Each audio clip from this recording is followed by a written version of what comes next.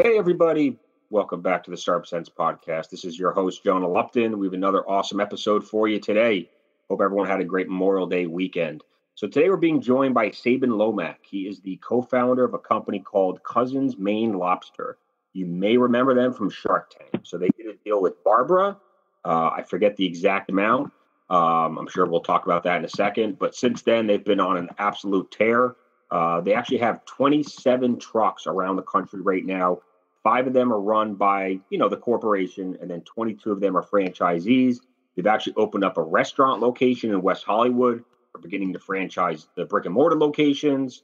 Just a lot of good stuff going on. They're even going to Taiwan, believe it or not. So they've done that deal with Barbara. I think it was about 5 years ago. So we'll talk about all the growth that's been happening. They have not needed to raise any extra capital, so that's good to hear. I guess that's pretty much it. Let's welcome Sabin to the show and learn more about what's going on. Sabin, how are you, man? Yeah, great. Thank you for having me. I'm excited to be on. You're very welcome, man. Appreciate your time today. So remind us, what was the deal that you guys did with Barbara on Shark Tank? Our deal with Barbara was 15% for $55,000. At the time, we'd been open only 2 months, so we only had 2 months of sales to show. So pretty crazy to think after 2 months you'd be on Shark Tank. But it was 2 pretty good months worth of sales, right? I remember you guys put up some good numbers. Yeah. The first month we did 65,000. Second month we did 85,000. So we were excited and overwhelmed and excited. But she certainly took a chance. I mean, you guys didn't have a long track record of success yet. Yeah, I think Barbara definitely took a chance. If you ever hear her speak, she says she really invests in the entrepreneurs more so than the business. So I know she loved our food, but she really had not we didn't have a long track record at Cousins Maine Lobster. So she took a chance. I think she really, really had a good feeling about us and the way that we answered our questions on Shark Tank, and she went with it. Now, you guys started in LA, correct? We did. Mm-hmm. So what was the connection? You guys are originally from Maine, though. Yeah, we grew up in Maine. Jimmy is the baby cousin, the runt of the family, and I was living out in Los Angeles selling real estate, tried to get away from the cold, and he came out and visited an ex-girlfriend one time, and we ended up connecting, going out for drinks and more drinks and more drinks, and then we're sitting there going, we should work together. What should we do? Oh, my God. And we got the novel idea of flying lobster and the bread and all the stuff we grew up with and serving it out of a food truck here, and woke up the next morning, a little bit of a headache and a vision. Sweet. So you guys went out and bought a used food truck, I assume, right? Put some wraps on it and just started kicking ass? That's precisely what we did. We worked on it for about a year. We didn't tell anyone. I told my friends and my family about 2 weeks before we launched because we really didn't want to have any negativity or people detracting us from our goal. And, we got a used food truck. We bought it. We upfitted it the way we thought would work. We wrapped it. And we opened the windows. Well, how much do you think you guys spent opening up the first truck? Out of pocket, maybe 20 or 30 grand. But a lot of that was, something that we could have financed in hindsight, but not an exorbitant amount. Now, when you have a food truck, obviously you're probably parking in different places, but maybe I'm wrong. Maybe you're in the same place every day. Did you have to do any marketing, or is the truck being there on the street essentially the only marketing that you have to do? Well, we definitely move around. We even back then and now we do different lunch and different dinner every day. So we're always moving. As far as marketing, definitely you want to market yourself. In the beginning, though, no, we didn't do any of that. We didn't even claim to know how to do it or what the best marketing procedures were. We had homegrown Twitter, Facebook, stuff like that, which really wasn't, any spiking numbers.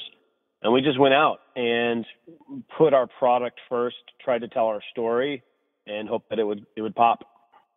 Now, lobster rolls, for 6 years when I was in high school and college, I worked in a seafood place. So I've made thousands of lobster rolls, and I'm sure lobster rolls way back then, were much cheaper than they probably are today. What do you guys typically sell one for on your trucks?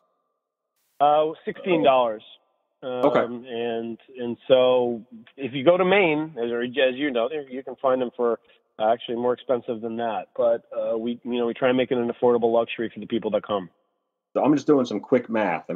Back in the beginning when you guys did $85,000 in sales that second month, divided by $16, we're talking more than 5,000 lobster rolls, right? Yeah, and we actually were selling them for less too. So As you know, the price of lobster has gone up to pretty much an all-time high, so we've had to raise our prices a little bit.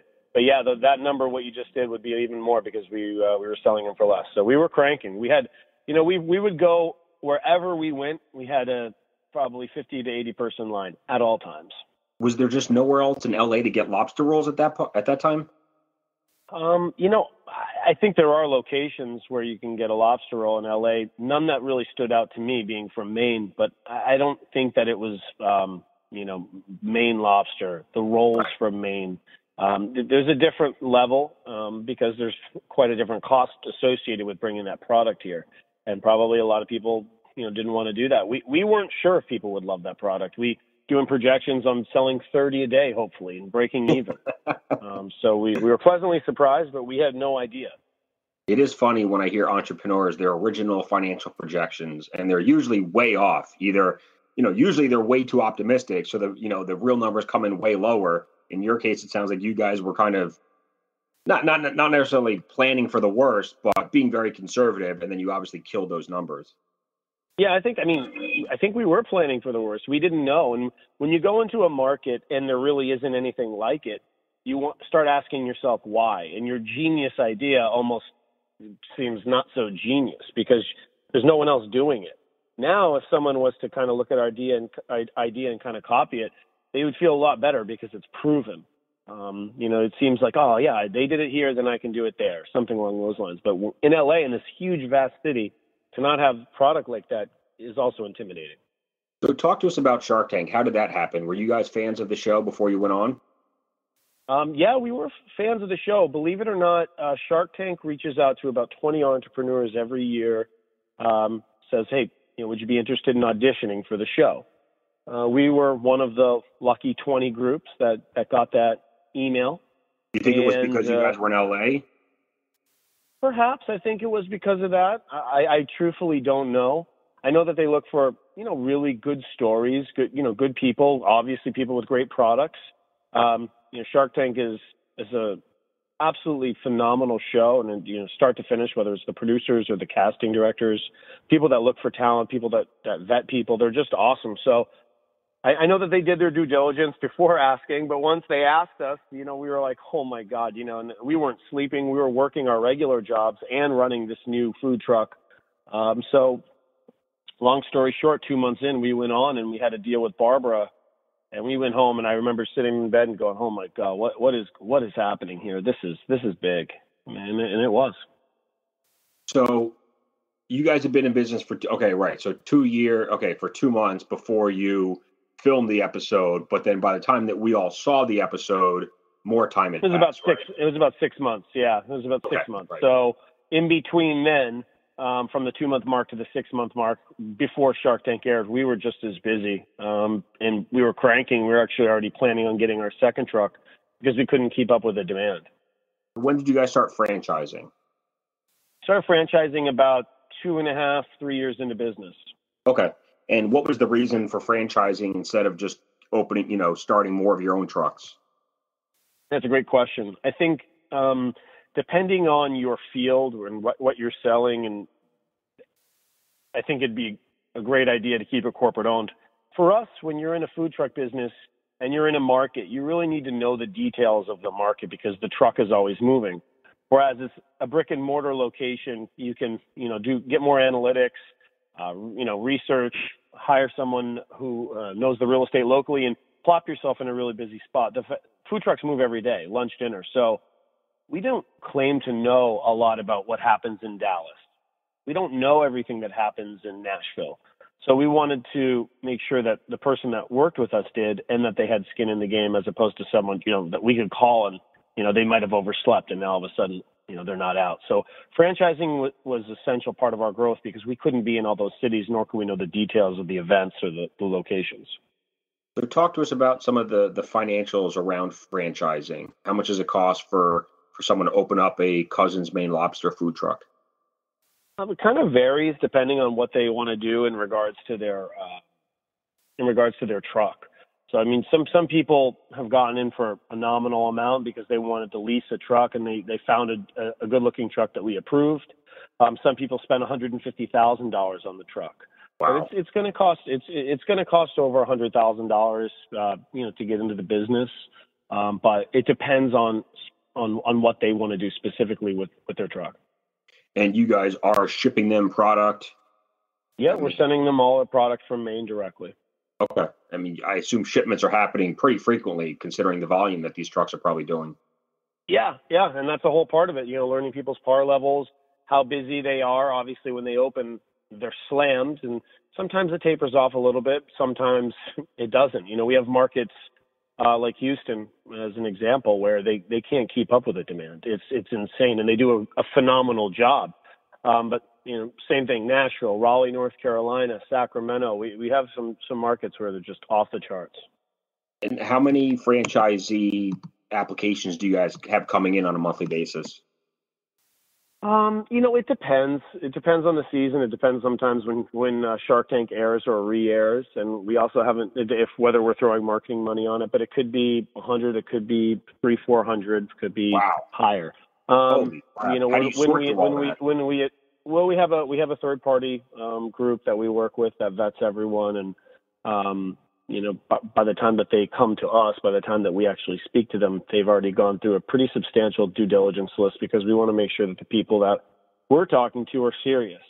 It wasn't our intention. We had over 1,000 leads when we first started, and we chose 10 people because we really wanted to. It's a hard business to learn franchising, and so we wanted to make sure that we were doing it to the best of our ability and learning, and even 10 was a huge number to start with.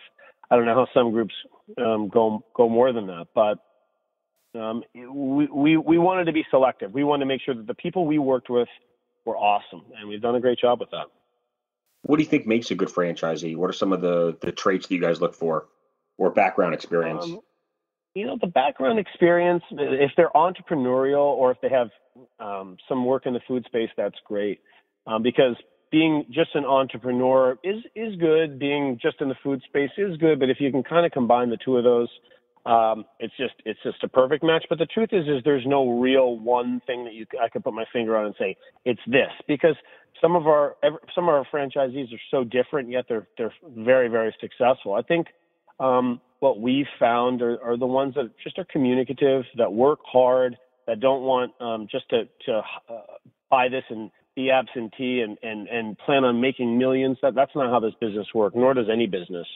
You have to work really hard in every business. You have to embed yourself in. You have to learn. You have to learn every single detail. And then once you do that, you can have a manager take over if that's what you want. But the franchisees that have that mentality are the ones that thrive. So what have been the biggest challenges, you think, or even biggest surprises? I think for us, one of our biggest challenges has been, learning what opportunity is a good opportunity and what isn't. After you go on a show like Shark Tank, and after you get a lot of national notoriety and great write-ups and this and that, people come at you with a lot of different ideas. And they'll say, you should try doing this. And what about, doing this? And what about that? And I think, the ego in you goes, what about that? I can do no wrong. Look at this. Things are going so well. And the truth is you should stick with what you're good at. If you're lucky enough to be good at something in this space, you've done well. And I think for Jimmy and I, we've taken we've taken time to try other things when really we shouldn't. And I think now that's, we learned this a couple years ago, but we're still learning it, where you want to stick with what you're good at and focus at it and make it better, because truthfully, your business is always changing anyway. So you want to just make sure you're ahead of that. So whose decision was it to open up the restaurant? Is that something that you guys had was that a goal from the beginning, or was that Barbara's idea? No, it was definitely not Barbara's idea. It was ours. And I think as kids, it's kind of, I don't know, a lot of people's dream to own their own restaurant or bar or something, because we go out all the time. So you always envision what your space would look like. So it was a goal, and it wasn't an immediate goal, and there wasn't a timetable on it. And it actually happened at the worst possible time, right when we were launching our first 10 franchises. I was walking by this space, and we saw it, and let's put in an offer. What the hell?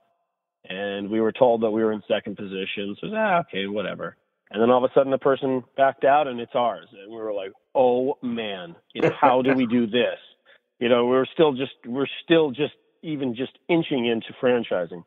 And now this happens. What attracted you to that location? Just the area. It's in West Hollywood. It's on Santa Monica Boulevard. It's in a prime neighborhood. The footprint was exactly what we were looking for. A lot of visibility. We knew because we live and work in West Hollywood, so for us we could always be there as opposed to being in Los Angeles. If it was in Santa Monica, sometimes it'd be an hour away depending on traffic. So we were excited, and it just took a risk and went with it. And has that store been performing pretty well? Yeah, the store's been doing really, really well. It's awesome. And if you go in, you see a lot of people from the East Coast that are, living in California, and they're just thankful that they have food like this now. And you get a lot of people from the West Coast who didn't grow up with the food, but they're just as excited because now they're trying something that they've never had. So it's cool. Every time we go in, we talk to people, and they're genuinely thankful that this type of food is here. And I really, it makes you feel proud. Is it harder to run a brick and mortar place or a food truck? I think they each have equal challenges, and they're kind of double-edged sword. My initial thing would be it's harder to run a food truck just because you're always moving. There's so many other variances. There's so many things that could go wrong. Right. But then again, the beauty of a food truck is you can go to a big event or go where locations are where it's going to be busy and then leave. So right. The hard part about a restaurant to the people instead of waiting for them to come to you. Exactly. So the challenge of the food truck is kind of the logistics, getting staff there, planning ahead, flat tires, generators, that kind of thing. That's what's harder than the restaurant. However, the restaurant, it might be easier to operate. However, getting people there is more of a challenge because, again, you're there stationary. People, if I don't have it today, I can have it tomorrow. When people see our food trucks, we are oftentimes in an area where they don't know when they're going to see it next, and that creates an immediate demand. Awesome. Yeah, good point. And now you guys are beginning to franchise the brick and mortar locations, right? And as I was saying, we are. This is a new take on fast casual, right? We have burger places, we have, burrito places. I'm just thinking like up and down the streets of Boston. Just incredible how fast casual has just taken over, and you guys are now another awesome option. Yeah, we're really excited. It is just that. It's a fast casual option. It's a high-end fast casual, but it's still relaxed. You're still going to go in and someone's going to say, hey, how you doing? What's going on? And they're going to bring you out the food. It's a casual experience, but yet you're still having the highest quality product in the world. It's pretty unique. I went out to eat at a seafood restaurant over this past weekend, and their lobster roll is $29.99. There you go. Very expensive. So $16 is a pretty good deal. Yeah, we think so. Talk to us about what's it like working with Barbara. How is she as a partner? We all see her on Shark Tank, but you guys get to talk to her on a more frequent basis. Yeah, I think what's interesting about Barbara, and I think people love her. They think that from seeing her on the show that she's really kind and caring and loving and smart. They get a good feel for her, but they really, you don't never really know. She's unbelievable. She's better than anything you could imagine. She's at this point, family to Jimmy and I, and very close. We're close with her family, and she's just incredibly kind and phenomenal. She's there for us whenever we need her. So number one, she's offered some invaluable input, and she's really pushed us to limits that we had no idea we could even go to. But on top of all that, she's just a really kind person. And nowadays it's hard to find good, kind people. What have you guys done? Side note, she's in love with me. So there's that. She does seem like a sweetheart, but I know she's also pretty badass too. And that's the best part about her. She's a New Yorker. She doesn't hold any punches. That's how, she didn't get to where she is from being, someone to bite her tongue. So she'll tell you when she thinks you have your head in your ass. She'll tell you when she thinks you're right. She'll challenge you. But on top of that, she's just awesome. And the other sharks that we've had the pleasure to meet, they're all really phenomenal people. And it's not surprising that they've got to the levels that they have because they're smart and they're hardworking, but they're good people. Now, I'm just doing some quick math. You guys must be approaching or already have surpassed or on track to do about $20 million in revenue this year. To date, we've done over probably 30 million to date. Wow. This year will be under 20 million probably, but yeah. So I'm thinking your average food truck must do at least 50,000 a month, right? Mm-hmm. Yep. Yep. And then, you got the 27 trucks plus the one store. So that's 28 times 50, 1,000 a month on average. I mean, you guys are just crushing it. So, and what do you guys take? You guys typically take like a 6 or 7% fee off each franchisee? Yeah, it depends on where the brick and mortar will be a little lower than the trucks, but the trucks are 8% and a 1% royalty, 1% advertising royalty right now. Okay, cool. What are the difficulties with franchising? Like I was telling you in the pre-call, I have friends that have asked me about franchising and whether or not I think they should do it because they have, 2 or 3 locations and things are going well, and they think that other people around the country would love to franchise their business, but you never really know until you try. Like you guys had national exposure, which kind of puts you in a different category. But what are some of the pros and cons to franchising as you've seen it? Yeah, it definitely put us in a national spotlight, so it's a little more attainable to find franchisees, but it doesn't change the hard parts, whether it be for myself or any of your friends, and that is really just the person that you're investing in. Just like they're investing in your business. You're partnering up with someone and you're saying, hey, here's my brand, here's my vision, uphold it. Don't cut corners, work hard, all of these things. And, in the beginning, everyone comes to you and at least in our situation says, yeah, we love to, we want to do that. We're going to follow all the rules. We're going to do everything. And then sometimes they don't. So I think those are the main challenges. Those are the biggest challenges. We've had the pleasure of, pretty much having amazing people. We have had a couple issues, but amazing people that not only uphold kind of our vision, but make it even better. So that's the beautiful part about franchising, where if you have the right people, the right entrepreneurs, they'll actually make your brand better. They'll come with ideas and they'll say, hey, what do you think about this? And then Jimmy and I will go, geez, why didn't we think of that? Wow, good. This is great. People that are thinking outside of the box, that's the people that you want to do business with. It's just very, very hard to predict who those people will be based off of interviews and vetting them. It's not as easy as it might sound. So that's pretty much the big challenge. You guys did the original kind of 10 franchisees. It sounds like you've added more since then. Are you guys continuing to open up more truck as well as brick and mortar locations?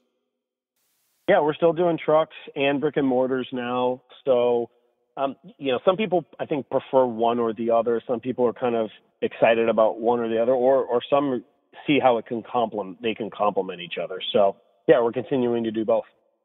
Where do you guys think you'll be in a couple of years? I mean, we're going to see you in the 50, 60 biggest markets around the country? I think so. I mean, I think, we've already got a good start going right now. I mean, for us, it's always been about quality, not quantity. And I think I know that's what will continue. So I think we could be in that many markets. We could have that many units. But for us, it's really just working with people that we like, working with people that we root for. And that root for us. And if that's 30, great. If it's 60, great. If it's 100, great. If you could go back 5 years and give yourself a piece of advice, what would it be? If I could go back 5 years and give myself a piece of advice, what would it be? Yeah, my cousin's in the background. He says, "Give Jim everything." I would say, I would say, again, what I said earlier, which is, stick to what you're good at. Don't get ahead of yourselves and try and spread too thin, but also to enjoy it. I think sometimes we Jimmy and I work very, very hard, and we have something that goes really well, and we don't celebrate it. We just move on to the next thing because there's so much work to be done. Prime example. After we partnered with Barbara on Shark Tank, we waited about 13 months before we went out and celebrated. We went out to a really nice steak dinner. We had martinis and drinks and wine, and we toasted, well, okay, here's to you, here's to us. The reason being is we were just too busy. So it happens a lot sometimes where, we're at an event, we go, gosh, shit, we should have had our moms here. We should have had someone here. We just, well, okay, whatever. Because we're kind of going so fast. And I think that no matter if you're going fast or relatively slow or whatever it is to smell the roses and enjoy the moments, because it's a really cool ride. And I think that would be my advice. It's good advice. I think it is sometimes hard to stop and celebrate and enjoy the success. You're almost afraid especially if you're an entrepreneur, odds are you're holding yourself to higher standards than, you could ever imagine. So even when we think we succeed, we really are just like, yeah, okay, well, we could have done this a little better, or we should have done that a little better. We're pretty tough on ourselves. So I think I'm saying this out loud to myself, but that would be a goal of mine. That's what I wish I would have done more of, and for the future doing that, because if you're lucky enough to have these fun moments and celebrations, then you should do it. Anything we skipped over that you wanted a chance to mention? I mean, I've gone through a lot of questions, so No, I mean, I think you hit it. I mean, we're just, what we do, which is, I think, an essential part of success for any business, is we always put our product first. So when we opened, when we were vetting groups and saying, hey, where do we want to get our lobster? Or, hey, where do we want to get our bread? Or how do we want to do this? We never cut any corners. When prices went up, we never looked for different product. And I think that's what a lot of people do. They start with trying to get the most aggressive product and then throwing a lot of marketing money at it, or something that'll dress it up. That's something that we've never done and we never will do. And no matter what business you're in, whether it's lobster or selling trinkets or the car business, if your product is exceptional, if it's a 10 and you're a good person, odds are you're going to succeed. But if your product's lackluster and mediocre, but you just think you can get some good PR and some marketing, you might for a brief minute, and then it'll go away. Just because you're on Shark Tank doesn't mean anything. There's dozens of groups that you see weekly, and you don't hear from them again. I don't know why that is, but I know that when it comes to us, we've done a good job of marketing, but bottom line, it's the product that speaks for itself, and we serve Maine lobster, which we believe is the best product in the world.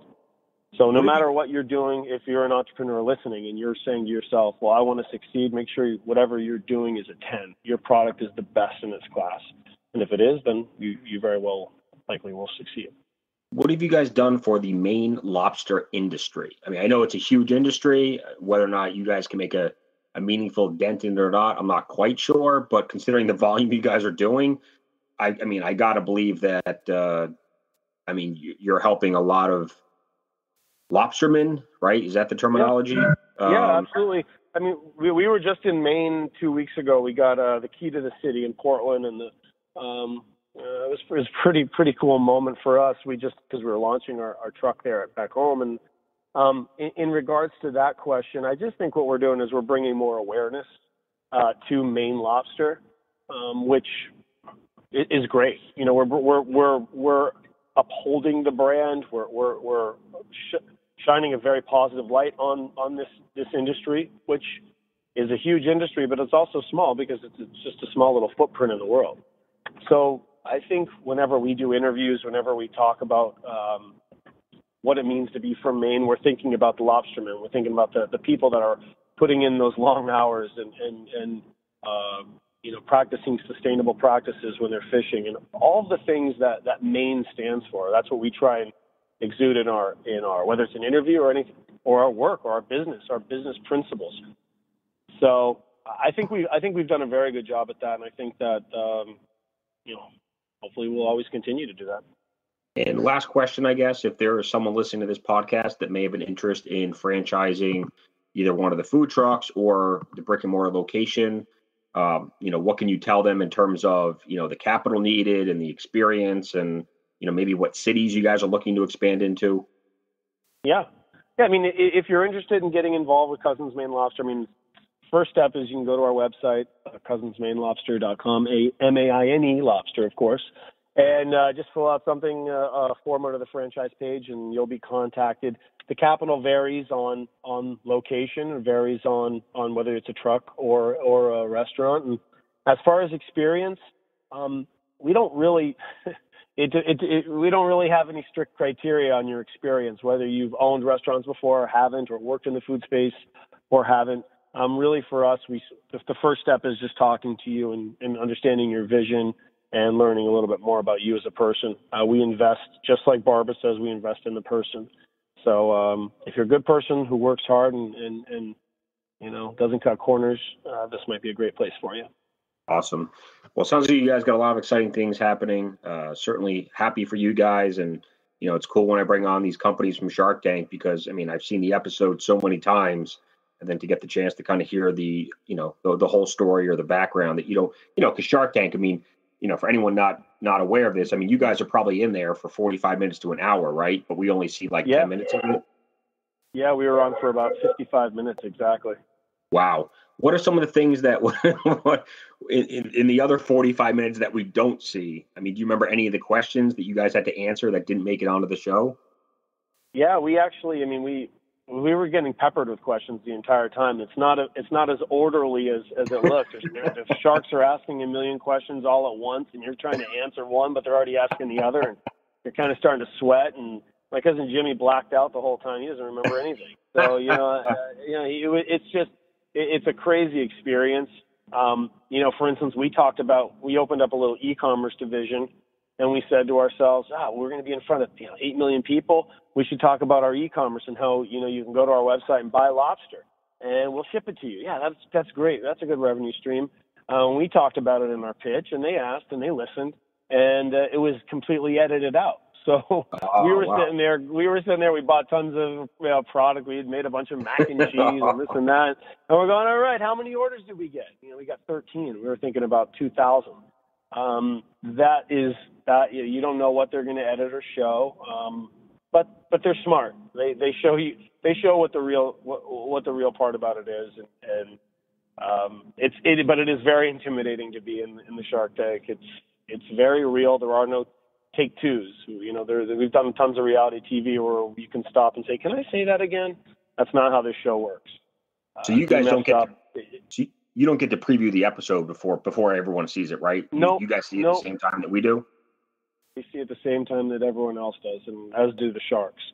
Wow. And the sharks know nothing about the entrepreneur. They've never seen us, heard us. So when we walk out and you are actually standing there, it is truly an organic experience, and it's crazy. We look back and maybe one word answer this way or that way could have changed our future. Maybe Barbara, if I would have said something differently, or Jimmy would have said something, maybe she wouldn't have been interested. It's pretty crazy. We're really thankful it went the way it did. Have you guys been part of the Beyond the Tank? Yep. Yeah, we shot on Beyond the Tank and they featured our restaurant and our charity. It was a really cool episode. Awesome. Yeah, I think a lot of people have been calling for that as well, which is like these updates, 1, 2, 3 years after the deal was made. But I would also love to see that 55 minutes uncut, completely raw. Oh man, I would love it. One day they'll do that. That'll be awesome. One day they're gonna show you the 55 minutes uncut, and you're gonna see the real sweat beads coming down. like they should literally put those on the website, make it like a premium subscription. You got to pay $20 a month, and you can view all the uncut footage. I would. Oh man, I would pay that $20 in a heartbeat. Yeah, that'd be great. That would be great. Just, I think people love Shark Tank because they love the stories, they love the journey, but they also love the genuineness and the, these are people like real people, ordinary people, just chasing their dreams. Yeah, I think that's why people come up to us and talk to us about that Shark Tank, where, we're everyday people, just exactly that, taking a risk, chasing their dreams. And in our instance, we're cousins from Maine, and it could be brothers from Milwaukee. It doesn't matter. We have a vision, and we're carrying it out. It's pretty fun. Well, pretty cool, man. So between 5 or 6 years from drinks at the bar to now $30 million in revenue, you guys are killing it. So thank you so much for being a guest, man. I really appreciate your time today. Wish you guys the best moving forward, and you're certainly welcome back to come. Welcome back anytime. I appreciate it. Thank you so much, and best of luck to you. Thanks, man. Appreciate it. Talk to you soon. Yep. Bye. Talk to you. Bye.